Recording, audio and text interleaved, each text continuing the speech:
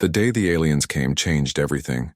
It was a regular Tuesday morning when the massive ship appeared in Earth's orbit. No warnings, no signals, just a vessel larger than any human-made structure suddenly hovering above the planet. Global.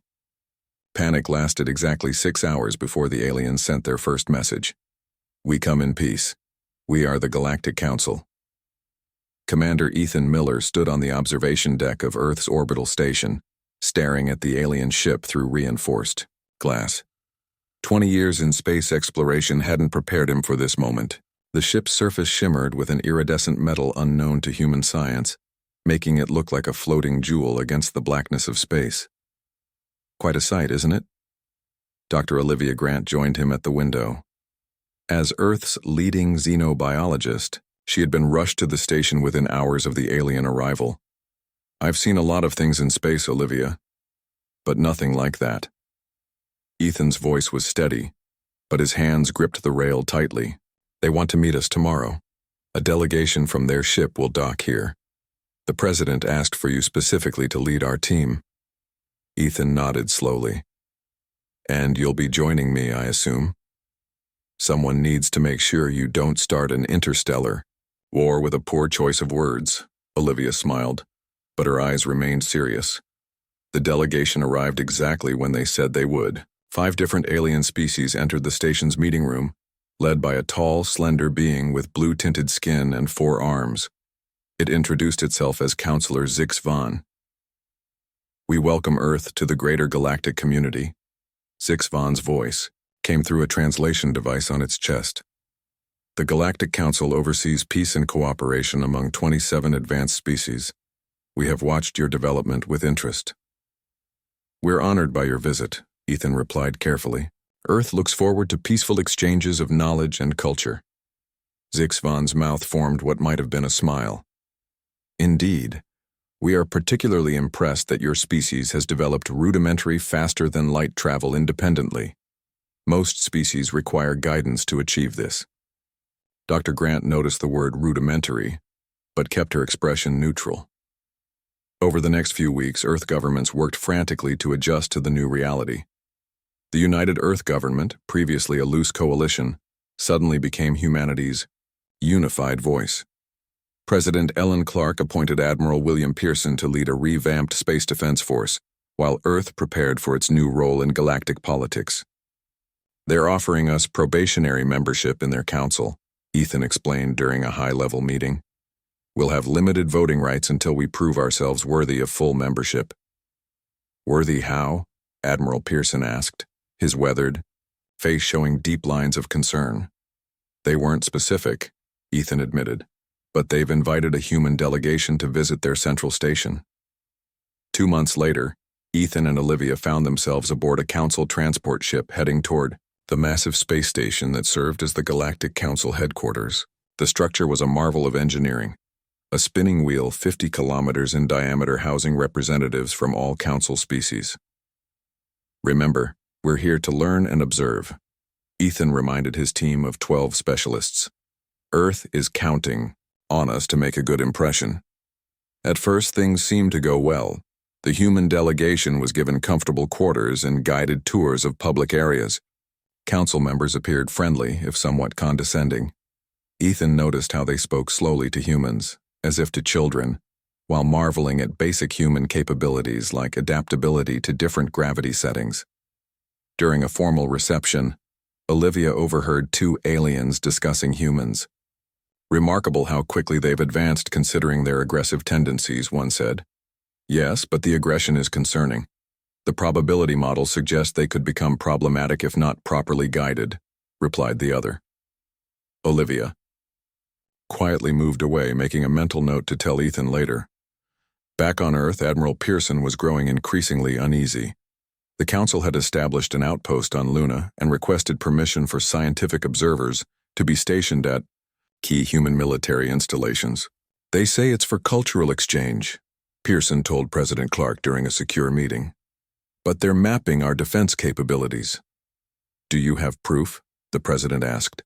Not concrete, but I've been in enough wars to recognize a tactical assessment when I see one. Meanwhile, Ethan and Olivia were beginning to notice inconsistencies in how the council operated.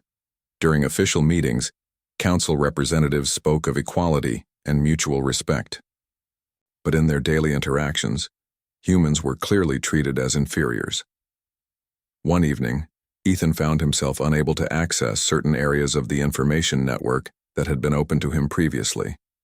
When he questioned this, Counselor Zixavan explained it as a system upgrade that would be fixed soon. It never was. 3 months into their stay, Olivia made a disturbing discovery. She had befriended a junior member of a species called the Novel, who worked in communications.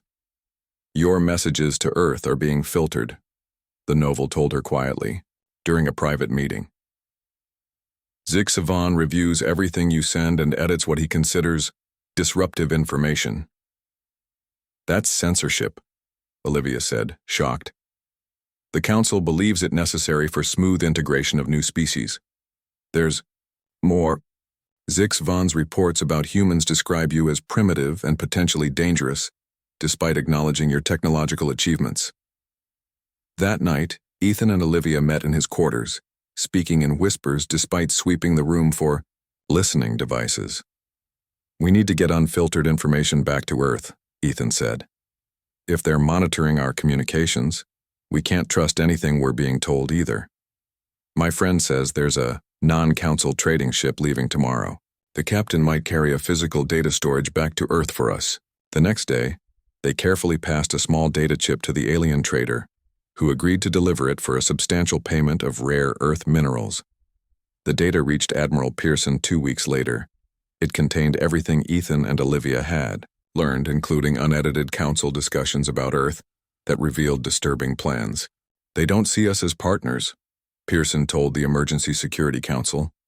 "They see us as a resource to be managed and contained. There are direct references to limiting our expansion and technology development." President Clark looked grim. "And what about these military movements near our system?" 7 council vessels are positioned just beyond Neptune's orbit.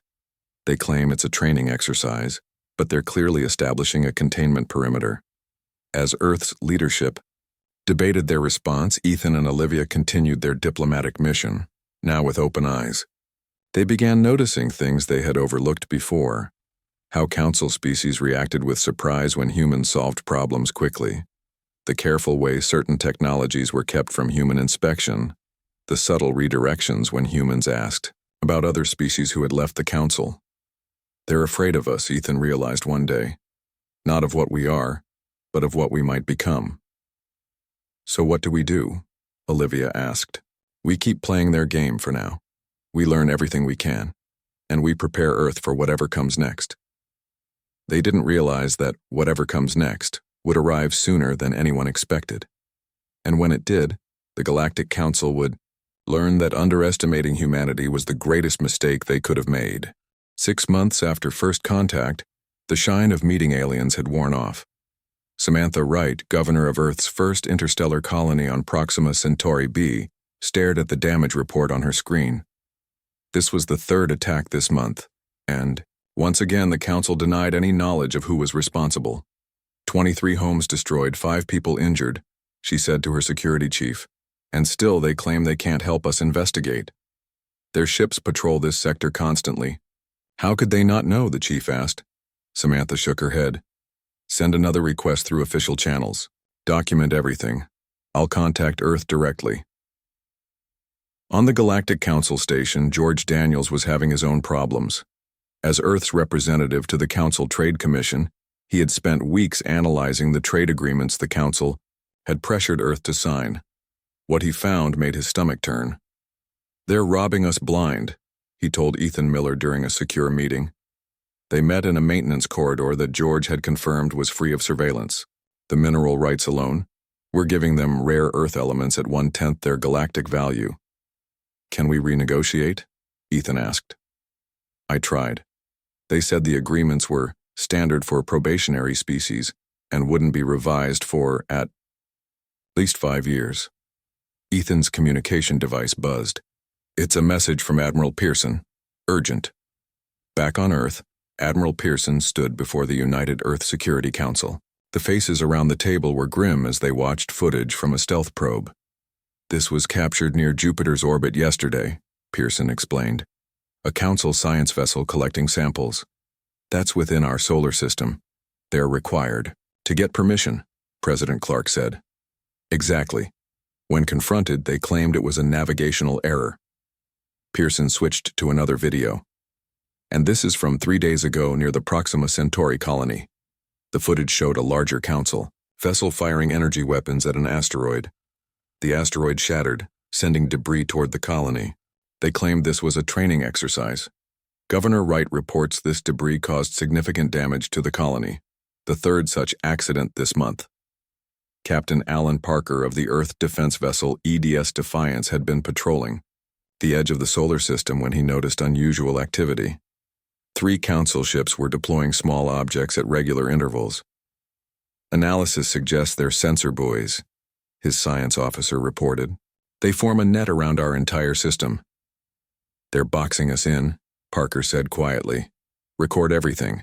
Send it to command immediately." On the Council station, Ethan and Olivia were invited to a special Council session.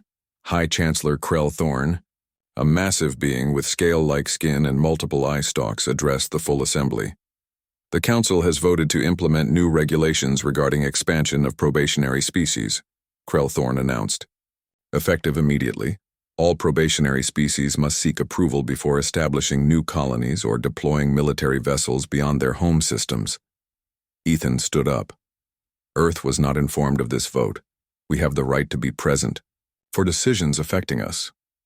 Krell Thorne's eye stalks swiveled toward him. "Probationary members may observe but not vote on Council regulations. You were not required to be present." "These rules specifically target human expansion," Ethan argued. "Our colony on Proxima Centauri predates our contact with the Council. You cannot retroactively restrict us. The regulations have been approved by majority vote," Krell Thorne said coldly. "Earth will comply or face sanctions." That evening, Olivia was approached by a medical researcher from a species called the Verdani. The plant-like alien seemed nervous, looking around to ensure they weren't overheard. "You must be careful," the Verdani whispered. "I work in biological research. I have seen reports. Humans have been taken, studied." "What do you mean, taken?" Olivia asked, feeling a chill. "From your colony, missing people. They are not missing. They are in Council laboratories." Before Olivia could ask more questions, the Verdani hurried away, disappearing into a crowd of aliens. That night, Ethan received an encrypted message from Earth. It contained horrifying images, humans in laboratory settings clearly being experimented on. The source was unknown, but the evidence was undeniable. Council species were conducting tests on captured humans. "We need to get this information out," Ethan told Olivia. "And we need to get off this station. If we try to leave suddenly, they'll stop us," Olivia warned. "Then we don't leave suddenly. We request a routine visit to the Earth Embassy on Centauri. Once we're away from the station, we make for Earth." 2 days later, they were aboard a small transport vessel when an urgent message came through from Earth.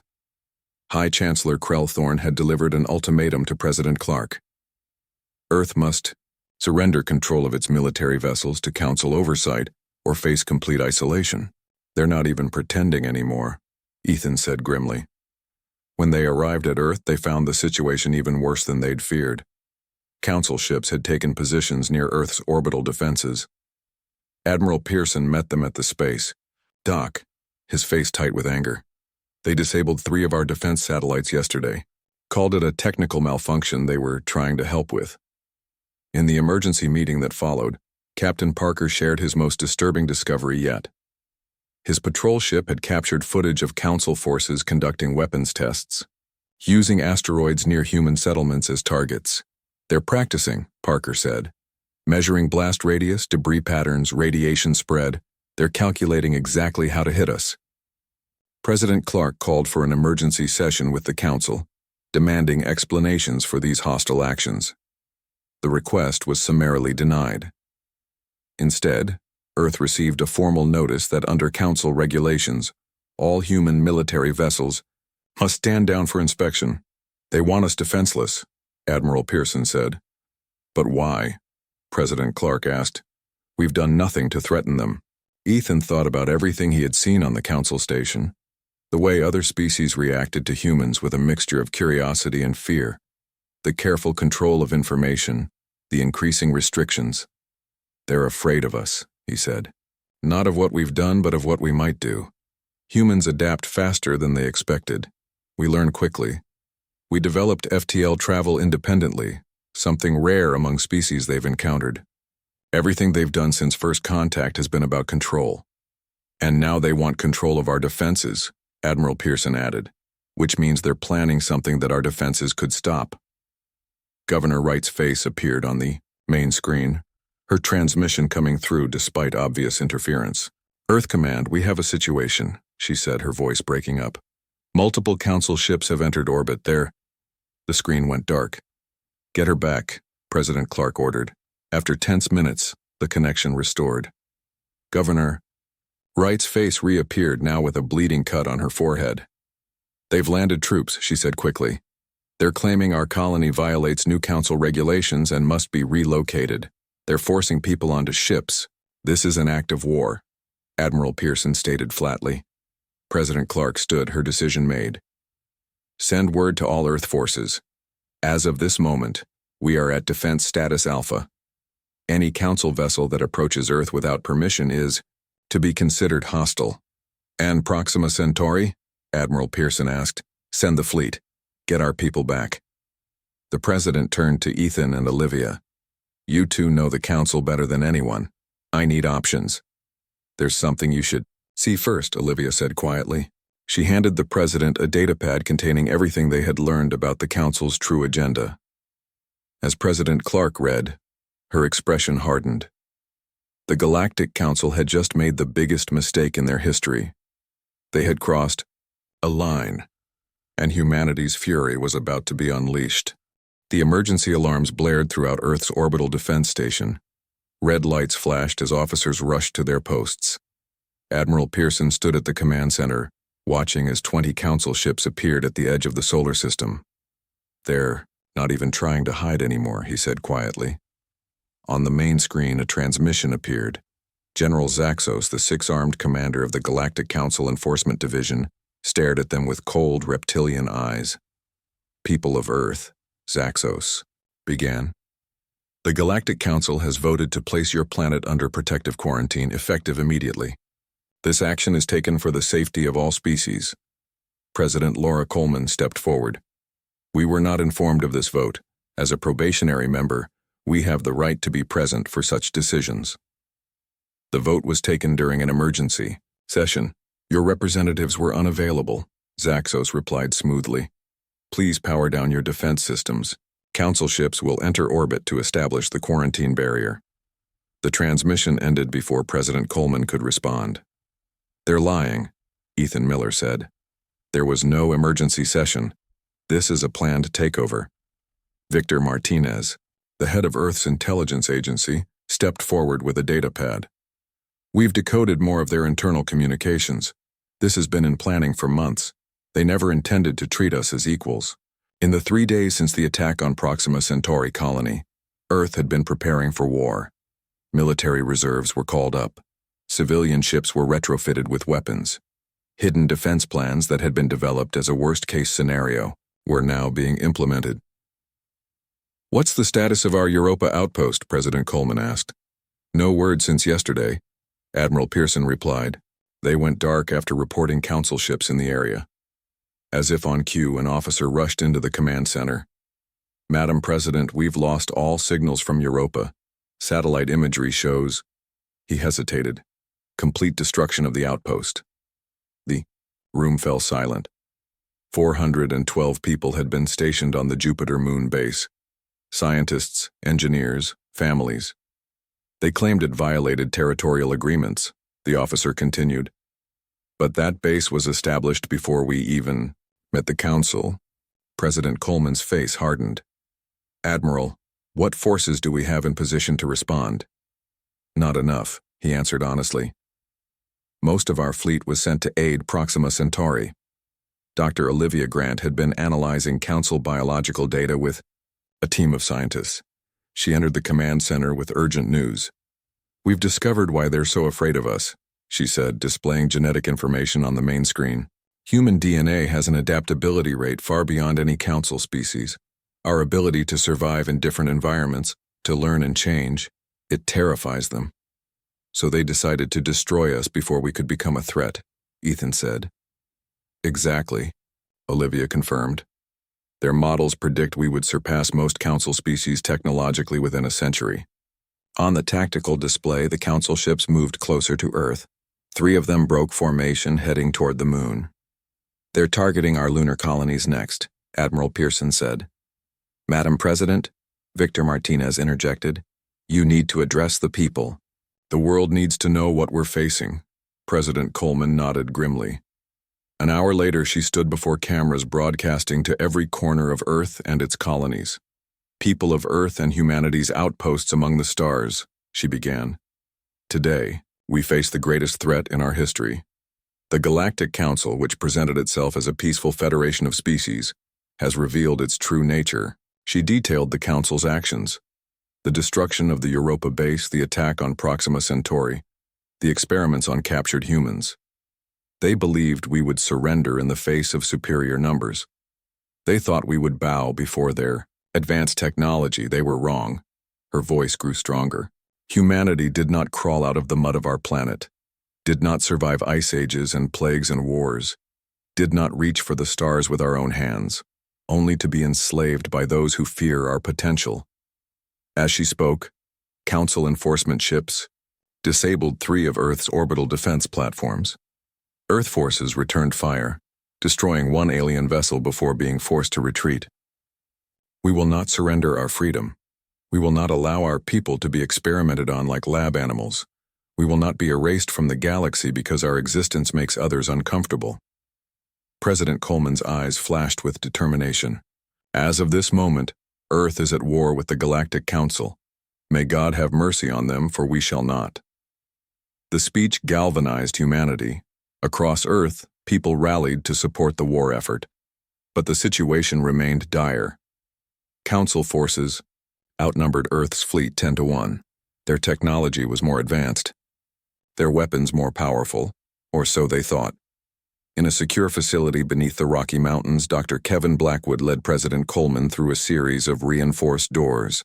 As the final door opened, she stared in amazement at the massive hangar revealed before her. "What am I looking at, Doctor?" she asked. "The real Earth Defense Fleet, Madam President." Dr. Blackwood smiled for the first time in days. "The ships we showed the Council were just our outdated models. These are what we've been developing in secret." Sleek vessels lined the underground hangar, their hulls gleaming with a metal alloy unknown to the Council. "But how? We've only known about alien life for less than a year," the President asked. "We've been preparing for the possibility of hostile aliens for decades," Blackwood explained. "After first contact, we accelerated the program but kept it completely secret. Not even our ambassadors to the Council knew. At the same time, Major Diane Reeves was briefing her special operations team, 20 of Earth's best soldiers, each equipped with powered armor that the Council had never seen. Our mission is simple, but critical, she told them. We infiltrate the Council research vessel in Earth orbit and rescue our people. Intelligence confirms at least 30 humans are being held for experimentation. In space, the situation grew worse by the hour. General Zaxos's ships formed a blockade around Earth. Communication with other human colonies was cut off. The Council issued an ultimatum. Earth had 24 hours to surrender all military forces and accept Council governance. Admiral Pearson's response was brief. Come and take them. On the Council's central station, High Chancellor Krellthorne called an emergency meeting. Reports from Earth were troubling. Human resistance was stronger than expected. Their weapons were causing damage that should have been impossible with their level of technology. How are they doing this? Krellthorne demanded. You assured me they were primitive. They are, Zaxos insisted. But they're also resourceful. We underestimated their preparations. Finish this quickly, Krellthorne ordered. Use whatever force necessary. Back on Earth, the last pieces of the human counterattack were falling into place. Hidden ships emerged from underground bases. weapon systems that had been disguised as civilian infrastructure activated, and deep in the asteroid belt, Vice Admiral Jack Nelson's reserve fleet powered up their engines. "All ships reporting ready, Admiral," his communications officer announced. Nelson nodded. "Signal Earth Command. Operation Righteous Fury is a go." As Council ships moved in for what they expected to be a swift conquest, humanity prepared to show the galaxy exactly why you should never corner a species that had clawed its way to the stars through sheer determination. The line had been crossed. Humanity's fury was about to be unleashed, and the galaxy would never be the same. General Zaxos watched from his command ship as the Council forces moved into position around Earth. His tactical display showed complete superiority over the human defenses. Victory was certain. The humans had fought well for primitives, but their resistance was about to be crushed. "Begin the final approach," he ordered. "Target their remaining defense stations first." His second-in-command hesitated. "General, we're detecting unusual energy readings from Earth's moon." "A desperate last attempt," Zaxos dismissed. "Continue the words died in his throat as bright flashes erupted from the dark side of the moon. Massive energy beams lanced out, striking 3 Council ships. The vessels didn't just take damage, they were cut completely in half. "What weapons are those?" Zaxos demanded, his scaled skin paling. Nothing in their technology profile suggested such capabilities. Beneath the Rocky Mountains, Dr. Kevin Blackwood stood with President Coleman in Earth's true command center, watching the battle unfold on massive screens. "The lunar cannons are performing beyond expectations," he reported proudly. "The Council never detected them because we built them inside natural craters and powered them down whenever their ships were nearby." "And our fleet?" President Coleman asked. "Admiral Pearson's forces are engaging the Council ships near Mars. They're drawing the enemy away from Earth." In space, Admiral Pearson commanded from the bridge of Earth's most advanced warship. The vessel moved with impossible speed, evading enemy fire while landing devastating blows of its own. "Push them toward the designated coordinates," he ordered. "Vice Admiral Nelson needs another 3 minutes."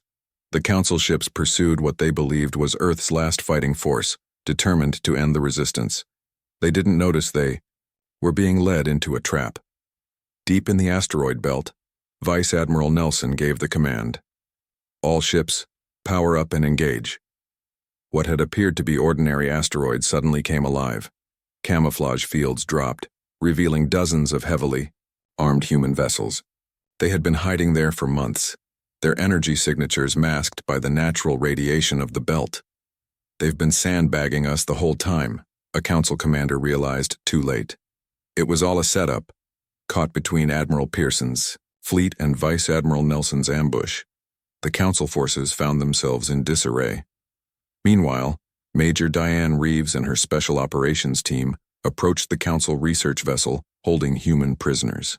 Their stealth shuttle, using technology developed from studying Council ships, slipped past the alien vessel's sensors.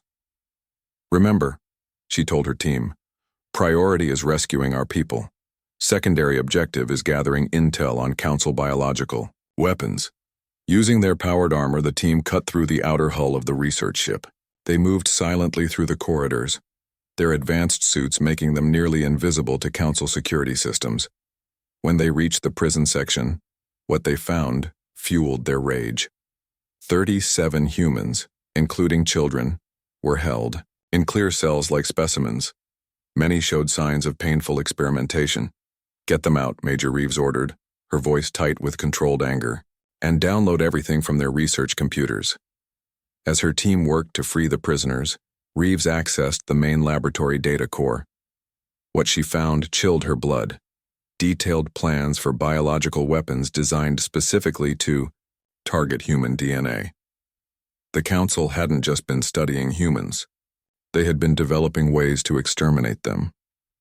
Back in the main battle, Earth forces were shocking the Council with weapons and tactics they hadn't believed possible from a primitive species. "How are they predicting our maneuvers?" A Council commander demanded as another of his ships was crippled by precision fire. The answer came from Earth's Intelligence Division. Victor Martinez had spent months analyzing Council combat data, looking for patterns and weaknesses. Council species thought themselves unpredictable, but their battle formations followed unconscious biological imperatives unique to their species. Once understood, they became predictable. On the Council command ship, General Zaxos watched in disbelief as his forces were systematically taken apart. "We're receiving distress calls from all sectors," his communications officer reported. "The humans have forces we never detected. They're attacking Council positions throughout the system." Zaxos slammed a fist down on his console. "Call for reinforcements from the home fleet." "Already done, sir. But they're 3 days away at minimum." Zaxos had no choice. "Pull back to regroup. We'll reform our lines at Jupiter's orbit." As the Council ships retreated, human forces pressed their advantage. Earth vessels that the Council had dismissed as primitive now revealed their true capabilities. Hulls that seemed to heal themselves. Weapons that adapted to enemy defenses. Fighter craft piloted with a skill that no Council species could match. The main Council station, High Chancellor Krelthorn received the reports with growing horror. "How could we have been so wrong?" he asked his advisors. "Their technology is equal to our own in many ways, superior in others." "They deceived us," one counselor replied. "They showed us only what they wanted us to see." Commander Ethan Miller, still on the Council station with Dr. Olivia Grant, was using his diplomatic knowledge to create another kind of chaos. For months, he had been quietly building relationships with representatives from species who resented the dominant Council powers. Now he activated those networks. "The Council lied about human aggression," he told his contacts. "They attacked us unprovoked, destroyed civilian outposts, experimented on our children, and now they're losing the war they started." His message spread through the station, creating uncertainty and division among Council species. Dr. Grant added her own evidence, the biological data showing the Council's plans for human extermination. "They fear any species that might one day rival them," she explained. "How many others have they held back or destroyed?" 3 days into the battle, humanity's forces had pushed the Council out of the solar system entirely. Major Reeves's team had successfully rescued the human prisoners and returned with damning evidence of Council atrocities.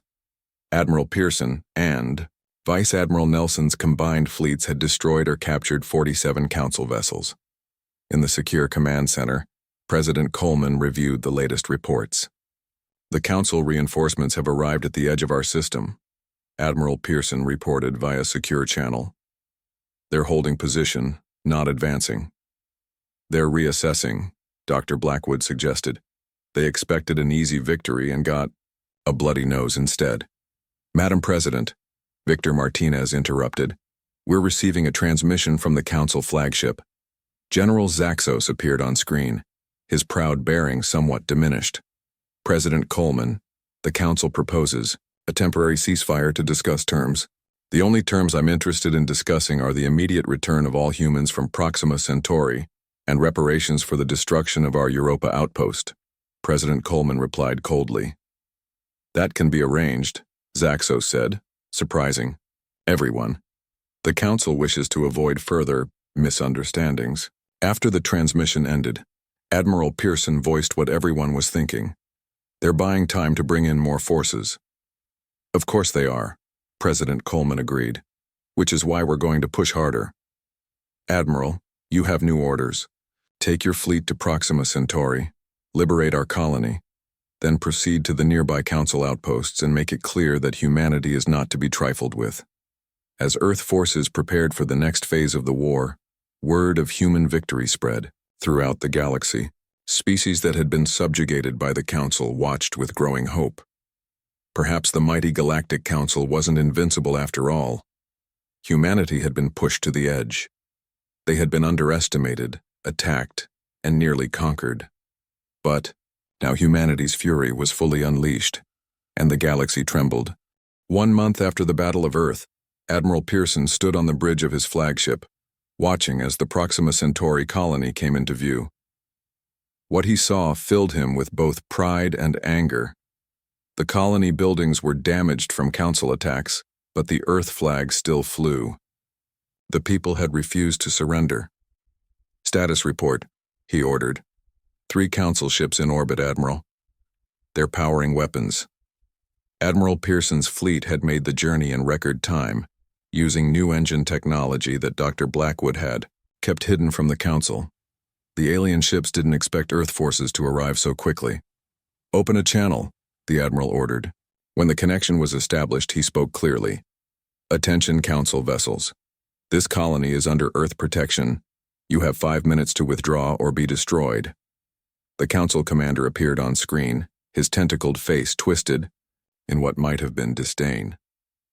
"This colony violates Council regulations. We are authorized to—" 4 minutes, 50 seconds.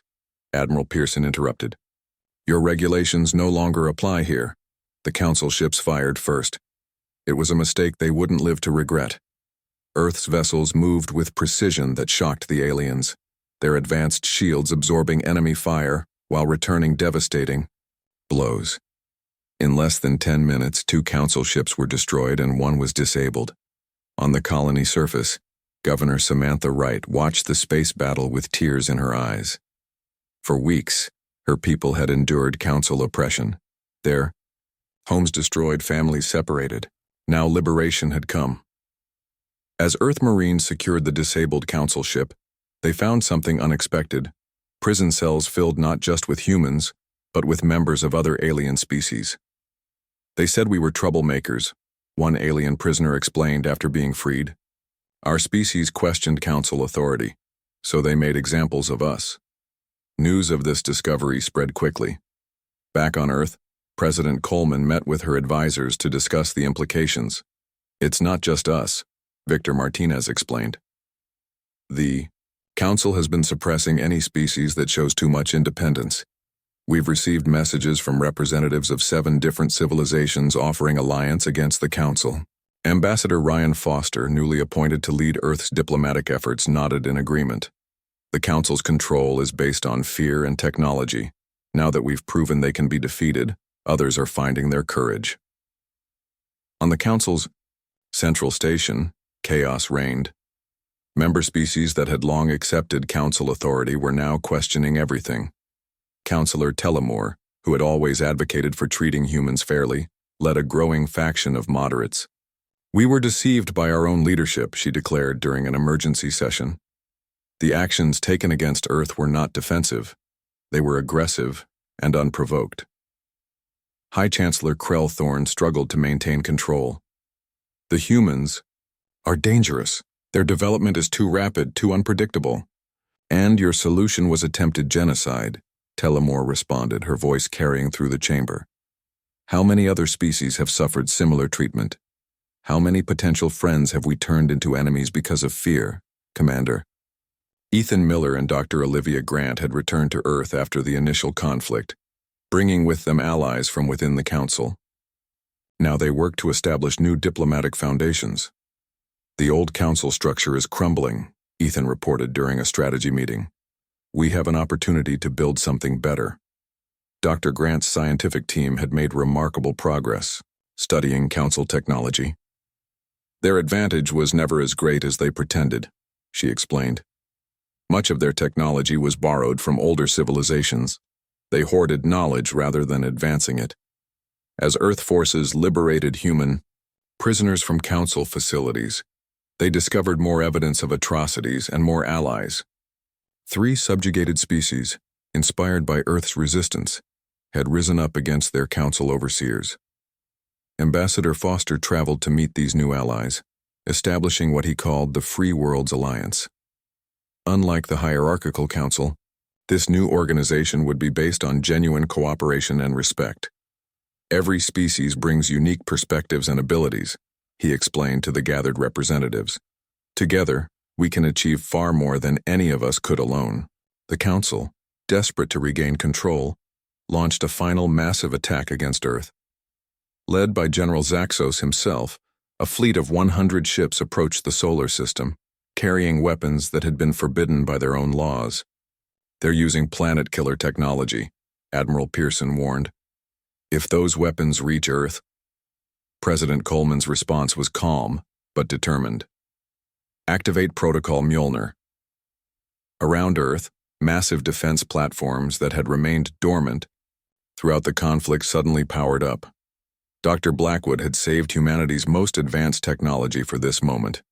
The Council believes they understand human weapons, he explained. They don't. These defenses were designed as a last resort. When Zaxos's fleet entered the solar system, they found not a planet scrambling to defend itself, but a world bristling with weapons beyond Council understanding.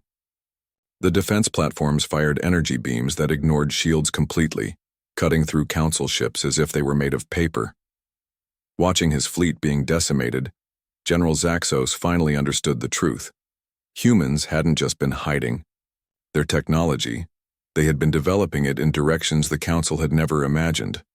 At the same time, Vice Admiral Nelson led Earth's combined fleet in a daring jump to the very heart of Council space, their homeworld. Using stolen Council navigation data and Earth's superior drive technology, they arrived without warning.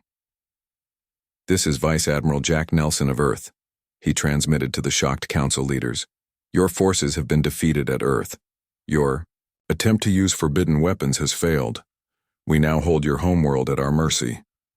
Council leaders, who had always believed their central worlds to be untouchable, faced a terrible new reality. The primitives they had dismissed had brought war to their doorstep. 2 weeks later, aboard the Earth diplomatic vessel Hope, representatives from 22 species gathered to sign a new galactic charter. The old council was dissolved. In its place, the Galactic Assembly would govern by consensus, with all member species holding equal status. High Chancellor Krellthorn and General Zaxos faced justice for their war crimes. The species that had dominated the council were humbled, but included in the new assembly, their knowledge and experience still valuable if properly directed. President Coleman addressed the historic gathering. "We did not seek this conflict. Humanity reached for the stars with hope and wonder, not conquest. When that hope was met with fear and aggression, we defended ourselves as any living beings would." She looked around at the assembled aliens, some familiar, some strange beyond imagining. "But defense alone is not enough. Together, we must build something worth defending. A galaxy where advancement is shared, where diversity is celebrated, where no species need fear extinction because they show potential." As the new charter was signed, Dr. Grant stood with Commander Miller, watching species that had been enemies just months ago now working together. "Do you think it will last?" she asked quietly. Ethan considered the question. "It won't be easy. But if there's one thing humans understand, it's that nothing worthwhile ever is." Across the galaxy, the news spread. The Galactic Council had fallen. A new era had begun. And at its foundation was a lesson that would echo through the stars for generations to come. Never underestimate humanity's potential. For when pushed too far, when the line is crossed, humanity's fury can reshape the very order of the cosmos.